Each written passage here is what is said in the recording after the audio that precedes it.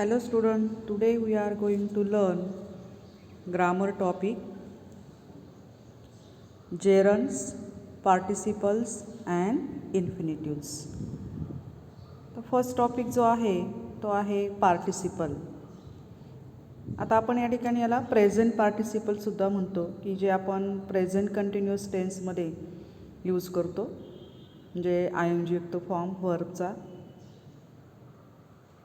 त्या ठिकाणी याची डेफिनेशन दिलेली आहे पा. I am going to read. काय डेफिनेशन आहे बघा. A participle is a form of verb that acts as an adjective or an adverb. जे पार्टिसिपल हा वर्बचा असा भाग आहे की तो काय ॲक्ट करतो किंवा त्याचं फंक्शन काय आहे. It acts as an adjective or an adverb. म्हणजे या ठिकाणी पार्टिसिपल जे आहे ते विशेषण म्हणून पण काम करतं आणि क्रियाविशेषण म्हणून पण या ठिकाणी काम करतं. तर it is usually ends in E N, E D, T, I N G. म्हणजे बऱ्याच वेळेला या ठिकाणी हे जे पार्टिसिपल फॉर्म आहे व्हर्बचा, त्याचा जो एंड आहे तो ईएनने होतो किंवा ईडीने होतो किंवा टीने होतो किंवा आय एन जीने होतो. म्हणजे या चार गोष्टी ज्या दिलेल्या आहेत त्या चार गोष्टीचा या ठिकाणी जे एंड त्या व्हर्बचा ईएन किंवा ईडी, टी, आय एन जीने होत असतो पार्टिसिपलचा. फॉर एक्झाम्पल म्हणून या ठिकाणी वर्ड दिलेले आहेत फॉलन. याचा एंड हा ईएनने झालेला आहे. किल ईडीने या ठिकाणी एंड झालेला आहे पार्टिसिपलचा. त्यानंतर वेब टीने एंड झालेला आहे आणि स्लीपिंग आय एन जीने एंड झालेला आहे.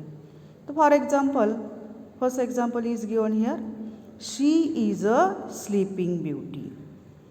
शी इज अ स्लीपिंग ब्युटी. म्हणजे व्हर्बला आय एन जी लागलेला आहे पा स्लीपिंग, आणि स्लीपिंग ब्युटी म्हटलेलं आहे की जे सौंदर्य आहे ते कसं आहे स्लीपिंग. म्हणजे हे ॲक्झिटिव्ह म्हणून काम करतं इथं पा.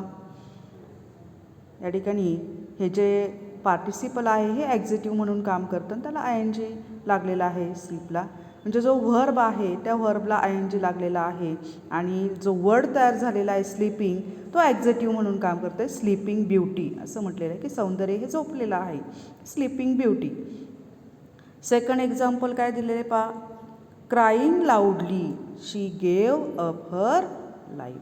तर क्राईंग लाऊडली या ठिकाणी आय एन जी लागलेला आहे क्रायला, आणि हा जो आय एन जी युक्त फॉर्म आहे ते पार्टिसिपल म्हणून काम करत आहे. तर क्राईंग लाऊडली. क्राईंग हे काय झालं पार्टिसिपल.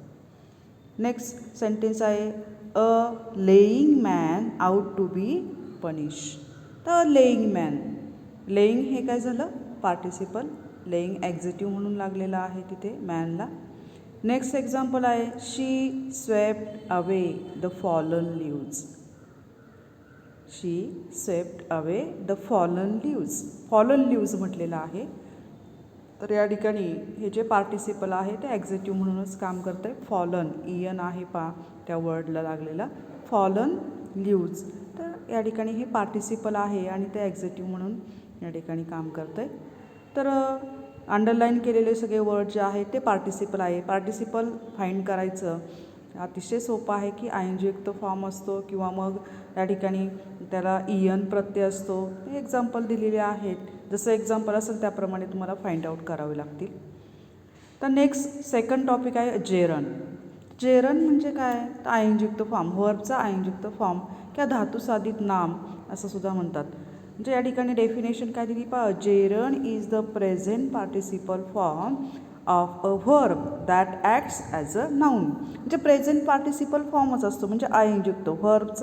व्हर्बला काय लागलेलं असतं आय एन जी लागलेला असतो.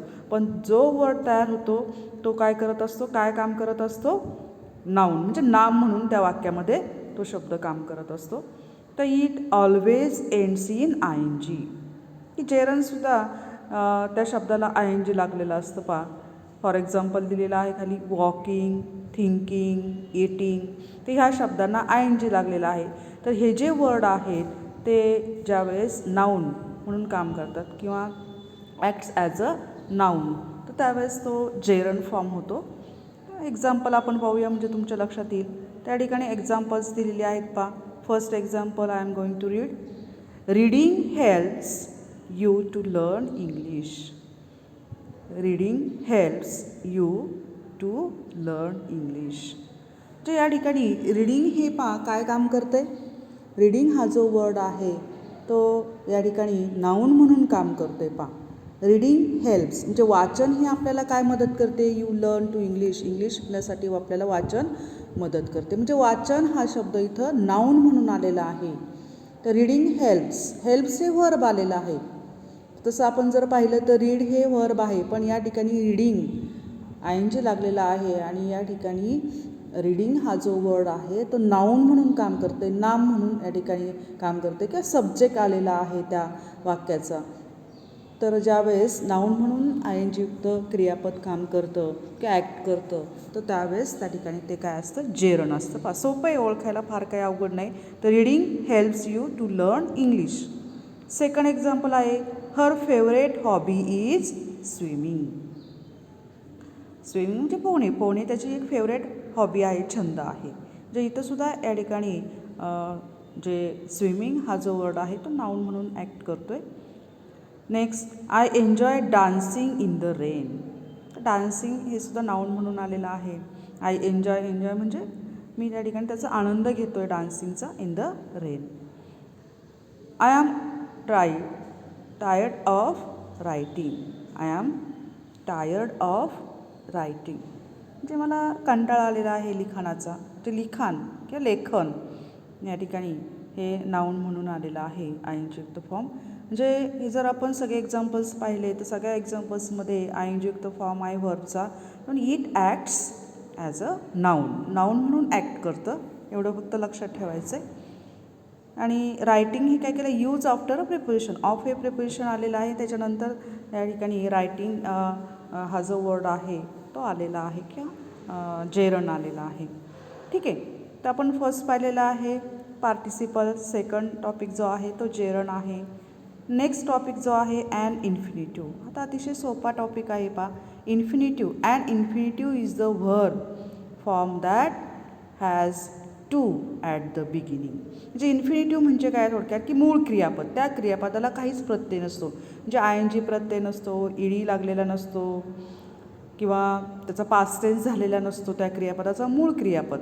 आणि त्या मूळ क्रियापदाला काय लागलेलं असतं, अगोदर टू लागलेलं असतं. एवढं फक्त लक्षात ठेवायचं. सिम्पल की an infinitive is the verb form that has to at the beginning. At the beginning म्हणजे त्या वर्बच्या अगोदर काय लागलेला असतो, टू लागलेला असतो. नेक्स्ट काय दिले पहा. It is the simplest verb form that functions. त्याचं फंक्शन काय, as a noun and not as a verb. म्हणजे या ठिकाणी हा जो वर्ड जेव्हा वाक्यामध्ये येतो किंवा हे जे व्हर्ब वाक्यामध्ये येतं त्याच्या अगोदर टू लागलेला असतो आणि त्या व्हर्बला काहीही प्रत्यय नसतं, तर त्यावेळेस या ठिकाणी हे जे व्हर्ब आहे ते काय कार्य करत असतं, नाऊन म्हणून काम करत असतं, नॉट ॲज अ व्हर्ब. क्रियापद म्हणून त्या वाक्यामध्ये फक्त स्पेसिफिक जे वाक्य दिलेलं असतं त्या वाक्यामध्ये ते व्हर्ब म्हणून काम करत नाही, तर it is work as an noun. Noun म्हणून ते काम करत असतं. म्हणजे त्याचं फंक्शन, कार्य जे असतं ते काय असतं, नाऊन. फॉर एक्झाम्पल खाली दिलेले आहेत पहा. To seat, to believe, then to swim, to write. आपण जर पाहिलं तर इथं सगळ्या व्हर्बच्या अगोदर सुरुवातीला टू या ठिकाणी लागलेला आहे. To seat, to believe, to swim, to write. तर फर्स्ट एक्झाम्पल काय पहा. I am going to read. They ask me to wait a little longer. मी त्यांना विचारलं की थोडा वेळ तुम्ही वाट पहा. आता या ठिकाणी क्रियापद आस्क आलेलं आहे पहा, पण जे टू वेट हे जे इन्फिनिटिव्ह आलेलं आहे ते या ठिकाणी नाऊन म्हणून काम करतं आहे. तर टू वेट, तर वेटला या ठिकाणी अलीकडे टू लागलेला आहे. सेकंड एक्झाम्पल आहे it is important to obey the orders of the seniors. म्हणजे आज्ञा पाळणे या अर्थाने जे आलेलं आहे की इट इज इम्पॉर्टंट, हे महत्त्वाचं आहे. आता काय महत्त्वाचं आहे, to obey the orders of the seniors. सिनियरच्या या ठिकाणी आज्ञा पाळणं हे फार महत्त्वाचं आहे. तर या ठिकाणी आपण जर पाहिलं तर टू लागलेला आहे ह्या व्हर्बच्या अगोदर आणि ते इन्फिनिटिव्ह आहे. सोपं आहे ओळखायला. तुम्हाला काही एक्झाम्पल्स दिलेले आहेत सोडवण्यासाठी. तर ती एक्झाम्पल्स बघा काय दिलेली आहे. Pick out participles, gerunds and infinitive in the following sentences. खाली सेंटेन्सेसमध्ये तुम्हाला वॉकिंग फर्स्ट सेंटेन्स काय दिलं आहे पहा. Walking on the wet floor is not allowed. तर हे जे वाक्य आहे याच्यामध्ये आपल्याला या ठिकाणी हे पार्टिसिपल ओळखायचं किंवा जेरण असेल तर जेरण ओळखायचं आणि इन्फिनिटिव्ह ह्या तीनपैकी कुठलं आहे ते ओळखायचं. आता या ठिकाणी walking on the wet floor is not allowed. तर वॉकिंग हे या ठिकाणी सब्जेक्ट म्हणून आले किंवा काय म्हणून आलेलं आहे ते नाऊन म्हणून आलेलं आहे. तर आपल्याला वॉकिंग हे काय जेरण आहे. We saw a weeping woman in the dark. आता वीपिंग म्हणजे सगळ्या शब्दांना व्हर्बला आय एन जी लागलेलं आहे, पण ते कुठलं काम करतं त्या वाक्यामध्ये, त्याचं फंक्शन काय आहे, त्यावरून आपल्याला ते जेरण आहे का, पार्टिसिपल आहे का, इन्फिनिटिव्ह आहे का हे ओळखायचं आहे आपल्याला. इन्फिनिटिव्हमध्ये तर त्या ठिकाणी आय एन जी लागलेलं नसतं, फक्त टू असतं त्या व्हर्बच्या अलीकडं. तर we saw a weeping woman in the dark. आता वीपिंग वुमन म्हटलेलं आहे तर हे काही जेरण येणार नाही, हे पार्टिसिपल आहे. कारण की ॲक्झेटिव्ह म्हणून ते काम करतं या ठिकाणी पहा. म्हणजे ॲक्झेटिव्ह वुमन वीपिंग म्हणजे रडणारी त्या ठिकाणी जी स्त्री आहे ते स्त्रीला ते त्या ठिकाणी काय लागलेलं आहे ते ॲक्झेटिव्ह म्हणून आलेलं आहे वीपिंग. नेक्स्ट आहे the creaking window awaken the boy. त्या ठिकाणी क्रेकिंग हे काय आलेलं आहे पार्टिसिपल आहे का, विंडोला ते ॲक्झेटिव्ह म्हणून लागलेलं आहे. नेक्स्ट आहे to generate revenue is the prime objective of the treasury. तर टू जनरेट हे इन्फिनिटिव्ह आलेलं आहे पहा, कारण त्याच्या अलीकडे टू लागलेलं आहे. जर टू लागलं नसतं आय एन जी फॉर्म असतं तर मग ते पार्टिसिपल आपल्याला त्या ठिकाणी लिहावं लागलं असतं, पण टू जनरेट म्हटलेलं आहे ते इन्फिनिटिव्ह. हे मूळ क्रियापद आहे, इन्फिनिटिव्ह आहे टू जनरेट. ओके. तर नेक्स्ट एक्झाम्पल बघा काय दिलेलं आहे. Playing the guitar makes her happy. Playing हे काय आहे जेरण म्हणून आलेलं आहे, ते सब्जेक्ट म्हणून आले, नाऊन म्हणून त्या ठिकाणी आलेलं आहे. Playing the guitar. There was a deafening noise at the party.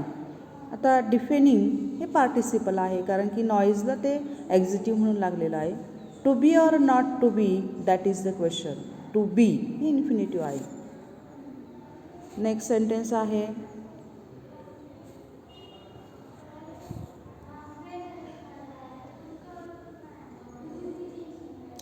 Skiing is not for the faint hearted. त्या ठिकाणी हे जेरण म्हणून आलेलं आहे, आय एन जी लागलेलं आहे त्याला. नेक्स्ट बघा काय.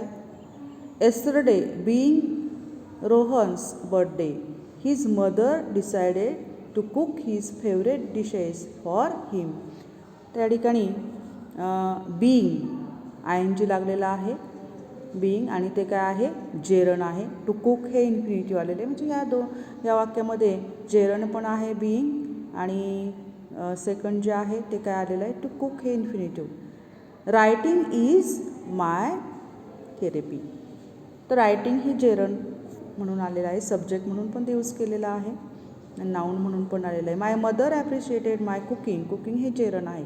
शी had a broken pairs of glasses. त्या ठिकाणी ब्रोकन हे पार्टिसिपल आहे. पार्टिसिपल ई एनने त्याचं एंड होतं, हे तुम्हाला सुरुवातीला सांगितलं. टीने एंड होतं किंवा मग E N I N G असेल. I love swimming in the summer time. तर स्विमिंग हे जेरण आहे. She went to the United State to complete her doctoral studies. To complete हे इन्फिनिटिव्ह आहे. ठीक आहे. आता तुम्हाला इन्फिनिटिव्ह जेरण किंवा पार्टिसिपल्स तर काय आहे ते फाईंड करता येतील. ह्याची काही प्रॅक्टिससाठी एक्झरसाइज दिलेले आहेत. तर त्या एक्झरसाइजचे जे सेंटेन्स आहेत 10 सेंटेन्स आहेत, तर ती 10 सेंटेन्स तुम्ही सॉल्व करायची आणि सेंड करायची. मला पर्सनली सेंड करा होमवर्क म्हणून. Okay, goodbye. तर या ठिकाणी हे सेंटेन्स बघा तुम्हाला दिसत आहेत सेंटेन्स स्क्रीनवरती. ती सेंटेन्स या ठिकाणी सॉल्व करायचे आहे. म्हणजे ते पार्टिसिपल्स आहे का, जेरन्स आहे का, इन्फिनिटिव्ह आहे हे त्या ठिकाणी तुम्ही सेंड करा. तर या वाक्यामध्ये फक्त पार्टिसिपल्स आणि जेरंड्सच तुम्हाला फाईंड करायचे आहेत. पार्टिसिपल्स आणि जेरंड्स कुठले आहेत वाक्यामध्ये आलेले ते तुम्ही फाईंड करा आणि मला सेंड करा personally. Okay, goodbye. Today's lecture is over.